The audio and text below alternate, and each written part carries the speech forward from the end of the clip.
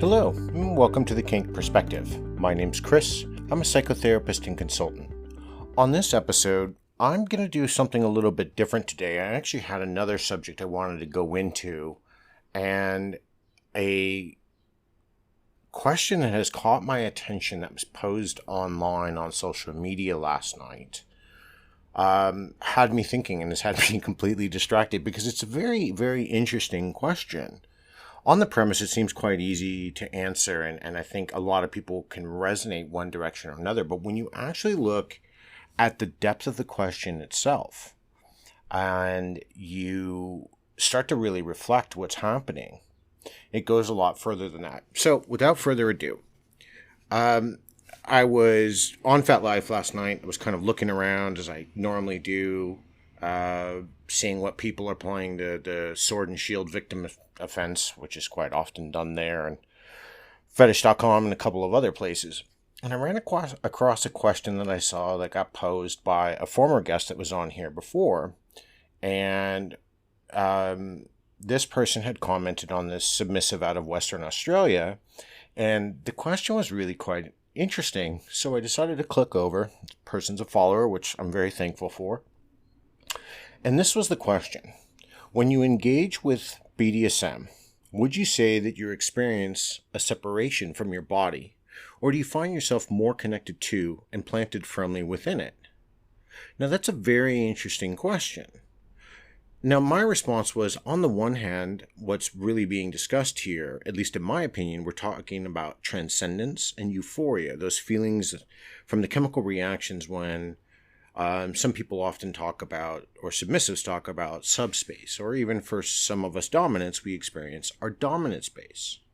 On the other hand, what's also being discussed in this question is the physical manifestation and realism to how we are centered in the moment, that there's no distractions, that we're not focusing outside, elsewhere, there's no real disassociation going on with us. We're really kind of focused and honed in. We're maybe counting our times of our lashes, or we're just really grounded in the moment. We're kind of shutting out how we feel and kind of moving forward.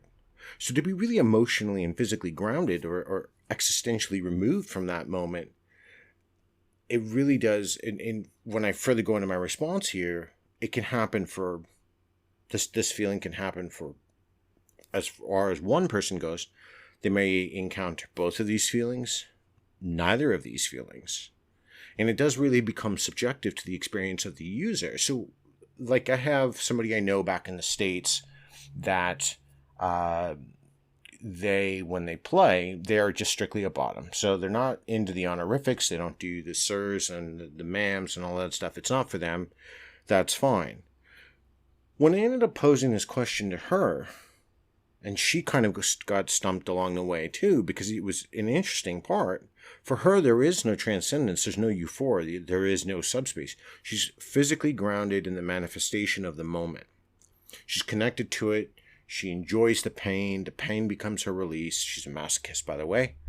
And she, when their scene's over, packs up. There is no aftercare. That's part of the negotiation. So don't everybody start saying, oh, well, aftercare is mandatory. It's not. And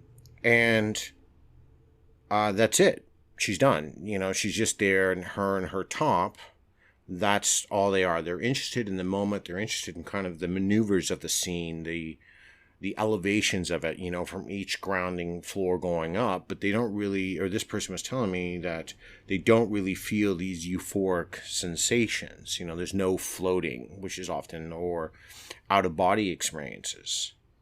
Consequently, talking to some dominants that I know, and even speaking for myself, there have been times when I've been caught up in the transcendence of these moments, of these euphoric feelings, as you are lashing somebody, or you're starting to tie or bind somebody to a table or a St. Andrew's cross, and you're building the crescendo. You're working towards it, right? You're really starting to get into the heat of the scene. And, everybody knows their commands. Everybody understands their positions, and you're cropping or paddling or using electric torture, whatever you're doing in the scene, and you're building towards that crescendo, that peak.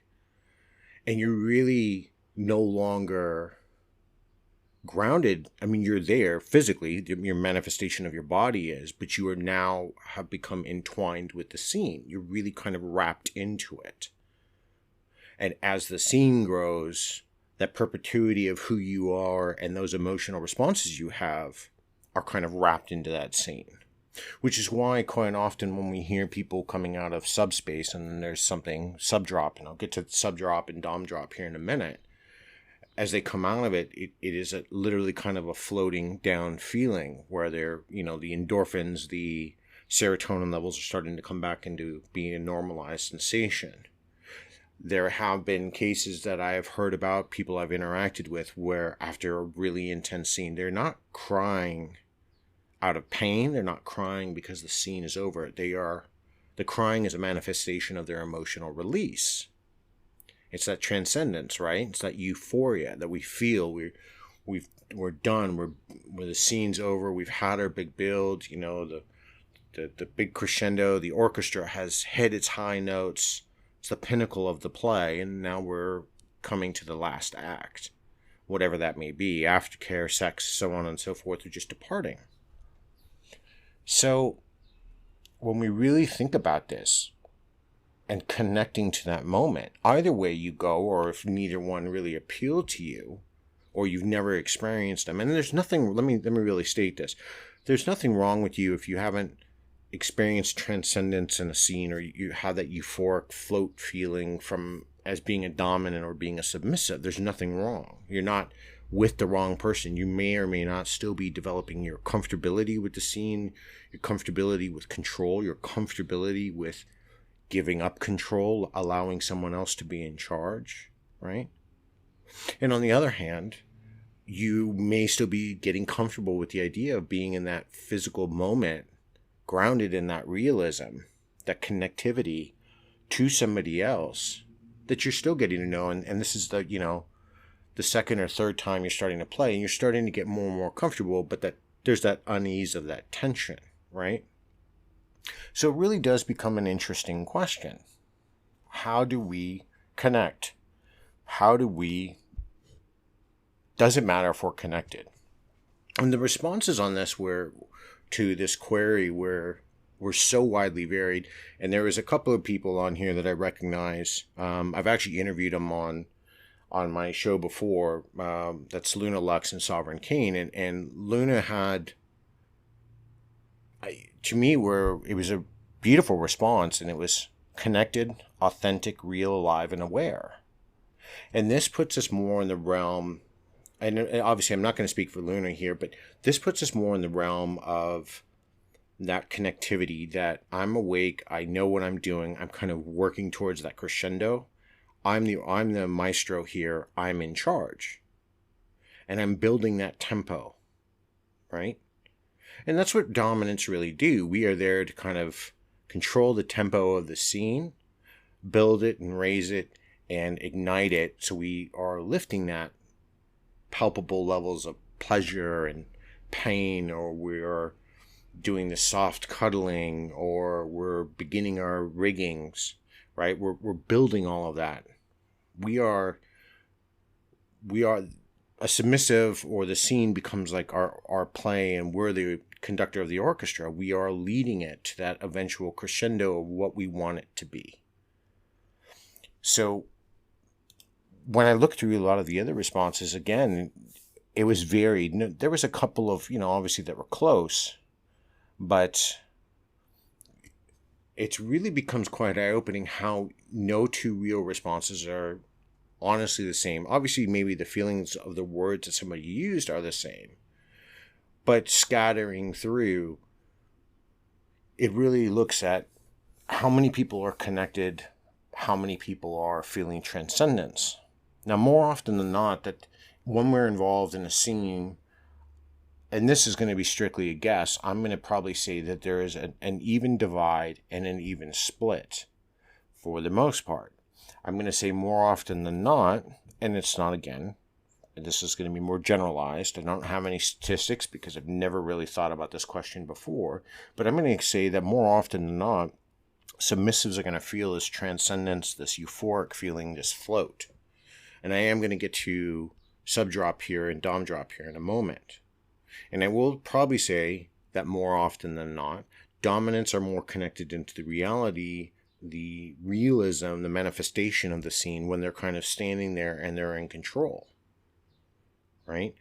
We have to be very well aware of our riggings, how long rope has to be, how long the bindings have been on, how long someone's been gagged.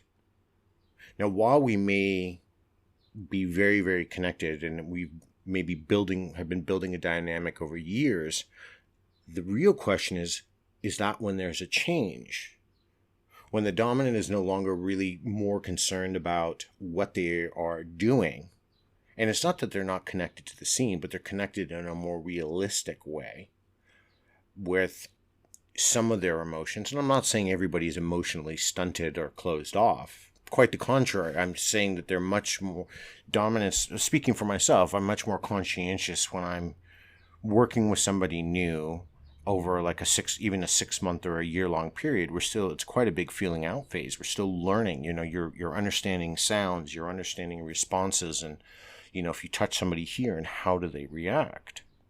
So in that time when we're building our dynamic, we're much more in tune with, have I, gagged them too hard? Am I spanking them too much? Is this crop and, not liking the crop placement? I think over time, we tend to start growing, at least for myself, when I've been in longer dynamics, and other dominants that I have that are friends of mine that have been in dynamics for years, or they've been with somebody. I have one friend of mine, he's been in a dynamic they've been together for 25 years.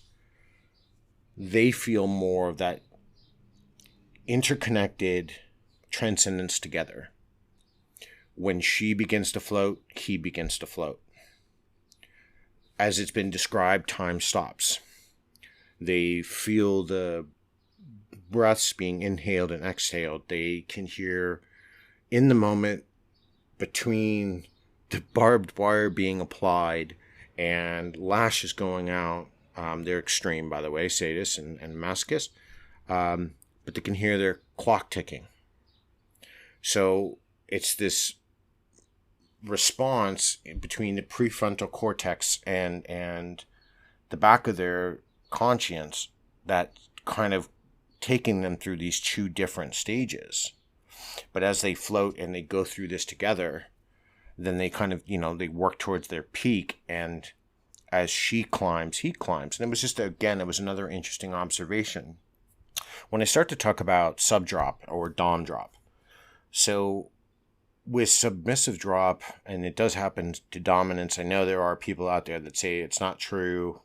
Anybody who experiences any sort of chemical reaction inside of their body can experience a drop of emotions. And it's really what it is, a chemical reaction.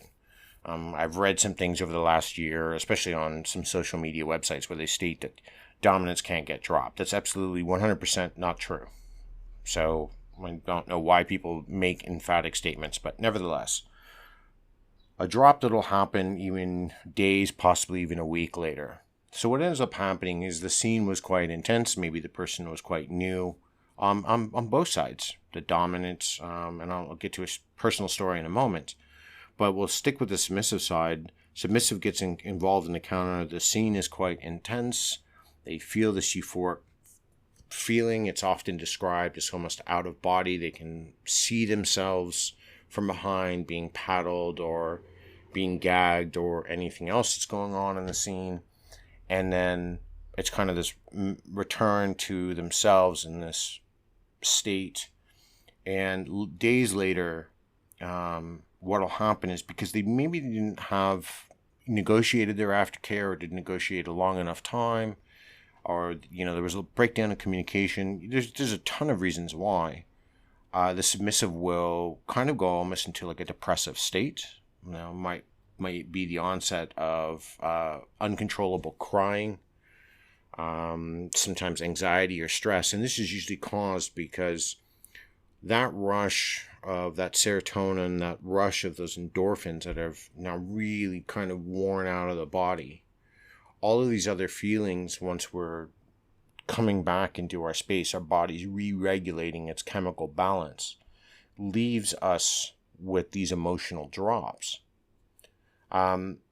This is really a good time, and that I highly stress, is that you're reaching out to your partner. You're letting them know what goes on. You're letting them know, this has happened. I've never had this happen before. Could you be there for me? And just to discuss it, because it's not something you want to face necessarily on your own.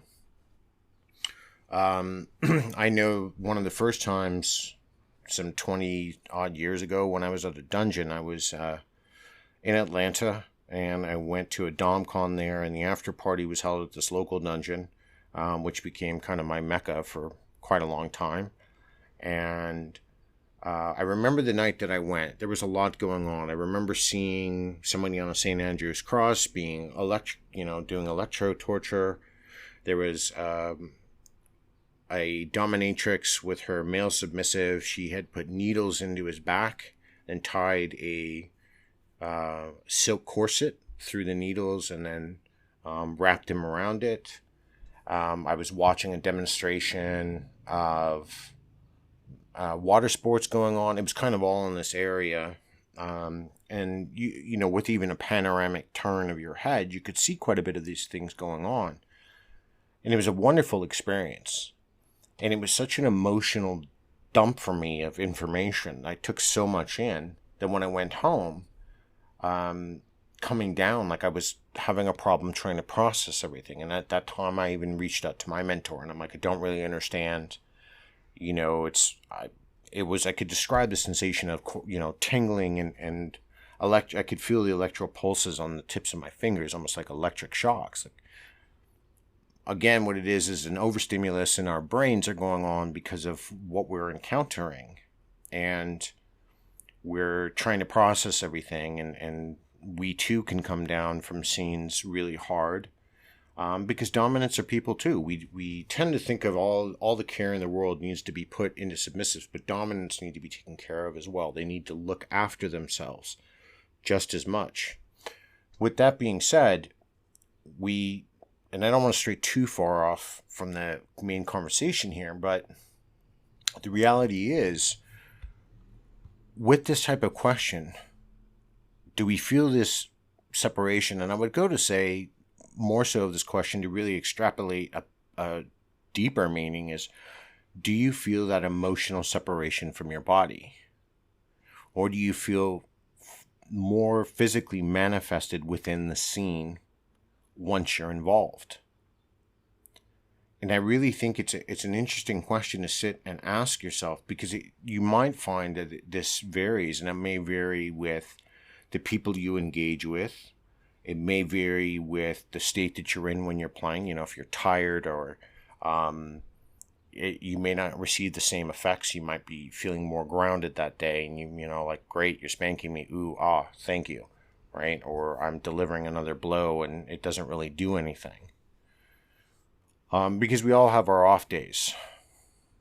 But we need to really...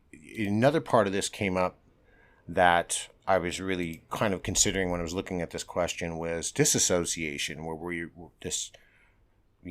we talk about transcendence, we're feeling that disconnect from our body and maybe even the world around us. And you're feeling what you're in this surreal moment, but that would be, there's a lot that goes in with disassociation. Then you're not feeling any pain, or feeling very little of it. If you're starting to actually feel disassociation, then you no longer even know who you are in that moment. You're forgetting yourself. You're losing time. You don't even know where you're at. So I don't want to go into the diagnostic side of disassociation. But the other quite interesting part that I was looking at too was disassociation during sexual activities. And this would kind of maybe even link to the physically manifested side. And it would be, again, posing a question further down the track would be, are we going through the motions even when we're not there? And I recently spoke about that. You don't want to be, kind of goading your partner into sex when they don't want to, right? Everybody has their off days. But sometimes we can get involved in sexual activities. BDSM is heavily, coupled with sexual activities, but it doesn't necessarily mean we're having sex. And we're not committed to the intimacy of the moment. We're not secure in what we are doing, and we're not connected or grounded to the person we're with because we're off. We're just, we're disconnected from the whole, every part of that function that we're doing. So that was something that was very interesting. Again, seeing some of the responses, which then led me to thinking about something else, and really kind of didn't have too much that was overtly grounded into it. But it was seeing definitely the words connected and alive. So alive, when I look and see this word, what's interesting about the word alive is that we are talking about whether or not how much we're in that moment, how much we are actually feeling, how much we are actually, recognizing and we're processing. We're kind of, that's that whole carpe diem thing. We're sucking the marrow out of life. So yeah, it's really kind of a deeper question than initially posed. And you really, when you think of this question and ask yourself about it, and this definitely deserves a lot more attention, not because it's not just psychologically interesting, but it's something to really ask yourself. Am I involved in these scenes? Well, if I'm a bottom, again, neither one of these may apply to you. You may never float, and you're only just kind of there to kind of get yourself taken care of, and then you're out. So you may be semi-grounded, but that's just about it, right? But if it's more than that for you, and there is no euphoria, there's no transcendence, there's no feeling of connected realism, you don't really want to be there, where do you kind of fall on the spectrum of all of this? Where do you see yourself when you're looking at these things and trying to describe these things? Maybe, other people that are in the community that you have gotten to know, or if you have friends that you're kind of out to.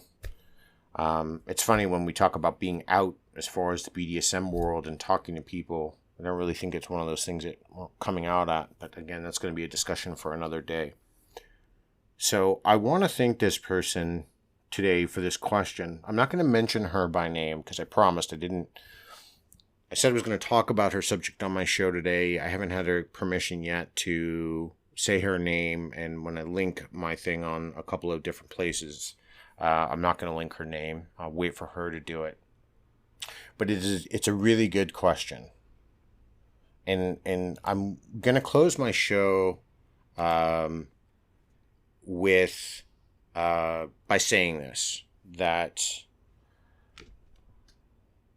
I want to read the question again, and I really want you to I want you to think about what was this question in its whole entirety, because it really does get to the crux of what DS is in the lifestyle, whether you're in the leather community, whether you're in the fetish community, because we're inside of the grander fetish community. This is really what it's about. When we get involved in these experiences, do we transcend and become euphoric, or do we become grounded and connected? And sit and think. I mean, when I pose this up, and I'm looking forward to some more responses, and I'm not going to steal from this person's thunder. I will put a link to the writing if I get permission, of course. It's all about, obviously, consent in our world, even consent to somebody's writing on a social media platform. It's easier to do things that way. But really take a look and take a thought into this question. Because like I said, it really does sound easy, but it's not easy. It's very reflective. If it can, even maybe, you think, hey, Chris, this is a stupid one to talk about today, and it's not that important. I've got my answer. Some days I'm connected, or I float all the time, or hell, I'm just, I'm guiding the scene, and it's all about that. But then what I challenge you to think about is, if it's one-sided only, why do you feel nothing else? When you think about these things, challenge yourself to find out if you're especially stuck in, not stuck, I don't want to say stuck like it's something bad. If you're in the camp of, I'm constantly just connected, I'm constantly rooted to the notion of what I'm doing, and there's no feeling, explore it. Are you not involved with the emotional process as far as the scene is going because of your partner, because of who you are, because of your security? Is there a trust issue? What's holding you back from experiencing more in the scene than what you're allowing yourself to do?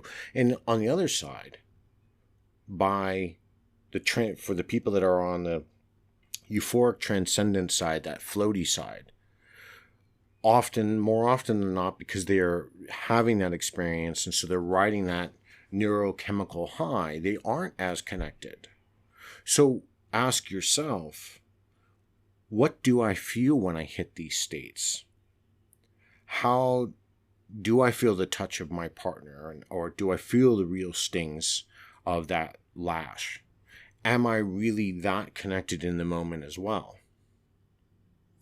And really at that moment, dive into this subject. I know maybe it seems a little bit, I know it's not like my typical episodes, but this is actually a very important question, and it's very, very deep.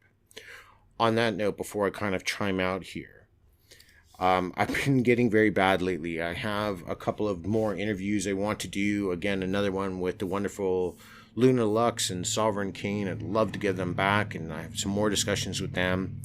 But I am looking to connect with people about different subjects. I really would love to start talking to some masochists about their emotional process inside of the lifestyle, to kind of get it deeper. And I'm not just talking about what you do and how you love being a masochist. We all understand what a masochist is, but I'm looking at the deeper things, the deeper emotional connections, the process. Maybe into some specific fetishes as well. So if anyone of my listeners out there, you're into water sports, or fisting, for example, if you have something that's a little bit more intriguing, I'd kind of like to hear from you. Not because I'm trying to, obviously, if you're contacting me and we're going to have a discussion on my podcast, it's not because I'm outing you. It's because I really would like to learn more about that part of the fetish world, why you're interested in it. And it's probably going to resonate with the other people. There's 10 million people on certain websites. There's 8 million on another one that are signed up. So somewhere in that 18 million, there's a reality of like 5 million people, and some of those people are going to share some of your same fetishes. So hearing about them is quite beneficial. So please, if you'd like, you can contact me through FetLife. My name on there is enhanced-mind. You can send me a message on there. You can reach me through my website. There'll be a link, obviously, in every one of my podcasts. There's a link there. And let me know. I'd love to really have a discussion with somebody about some different things and kind of go from there. So, getting back to my closing here. I want to thank this person again. She knows who she is now because I've gotten her. I just got her email. Thank you for this question. It's really was quite more intricate and quite more involved, and it's had me kind of even thinking about it really all day. And I think it's going to be one of these things I'm going to continually like to think about. Questions for psychologists or therapists or researchers. This is what happens. Something gets posed, or we talk about something and it poses an interesting question, and it tends to be deeper than the face of it. And that's what this person has done today. So I want to extend my heartfelt thank you to you. Even though that you're a couple of episodes behind, by the time you get to this, you'll probably giggle at that. Until next time, everyone, be safe and stay kinky.